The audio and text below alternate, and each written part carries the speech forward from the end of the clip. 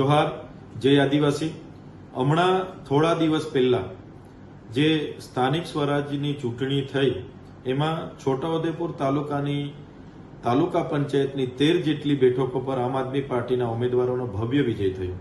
કદવાલમાં પણ તાલુકા પંચાયતના 8 જેટલા ઉમેદવારોનો ભવ્ય વિજય થયો અને આમ આદમી પાર્ટીના પ્રમુખ બેસવાના હતા, ઉપપ્રમુખો બેસવાના હતા।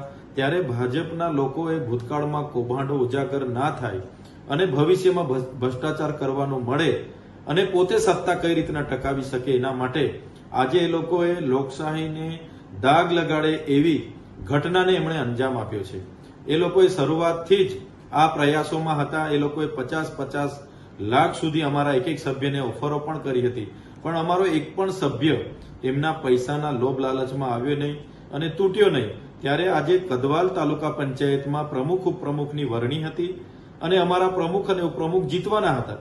ત્યારે એનાથી ડરીને આ વરણીમાં જતા અમારા સભ્યને ત્યાં તાલુકા પંચાયતની સામાન્ય સભાની અંદર પ્રવેશતાની સાથે જ એમણે ત્યાં પહેલેથી જ પોલીસને સાથે રાખીને પૂર્વ આયોજિત કાવતરું કરીને અમારા 3 સભ્યને એમણે ઉઠાવી જવા માટેના પ્રયાસો કર્યા। ત્યારે અમારા કેટલાક બહેનોએ એમને પકડ્યા, છોડાવવાના પ્રયાસો કર્યા, છતાં પણ એ લોકોએ 3 જેટલા અમારા સભ્યનું અપહરણ કર્યું અને લઈને ભાગી ગયા। કદવાલમાં પણ અમારા એક સભ્યનું એમણે અપહરણ કર્યું અને લઈને ભાગી ગયા અને અમારા લોકોએ આજે ચૂંટણી રદ કરવામાં આવે અને ફરી ચૂંટણી કરવામાં આવે એના માટે ચૂંટણી બહિષ્કાર કરીને અમારા 10 સભ્ય બહાર આવી ગયા। છતાં ચૂંટણી અધિકારી, પોલીસ અધિકારીઓ અને ત્યાંના ભાજપના લોકોએ પ્રમુખ અને ઉપપ્રમુખ માટે ભાજપના લોકોની વરણી કરી દીધી છે, જે છોટાઉદેપુર અને સમગ્ર પંથકની જનતા ખૂબ સારી રીતે જોઈ રહી છે।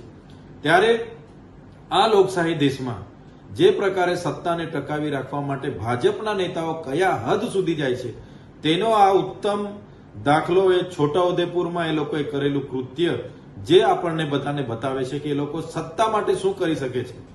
ત્યારે એ ચાહે છોટાઉદેપુર હોય, કદવાલ હોય કે આ સમગ્ર ગુજરાતની જનતાને મારે વિનંતી છે કે જે જનતાએ જનાદેશ આપ્યો, જે જનતાએ આમ આદમી પાર્ટીને સમર્થન આપ્યું, વિશ્વાસથી મત આપ્યા, હવે એ મતની ચોરી આ પ્રકારના ભારતીય જનતા પાર્ટીના નેતાઓએ કરી છે, જેને ક્યારે કોઈ માફ કરવું જોઈએ નહીં। એ પોલીસ અધિકારીઓ, એ નેતાઓ અને એ ચૂંટણી અધિકારીઓ પર આવનારા દિવસોમાં અમે ન્યાયિક રીતે આગળ ચૂંટણી પંચમાં પણ જવાના છે, નામદાર હાઈકોર્ટમાં જવાના છે।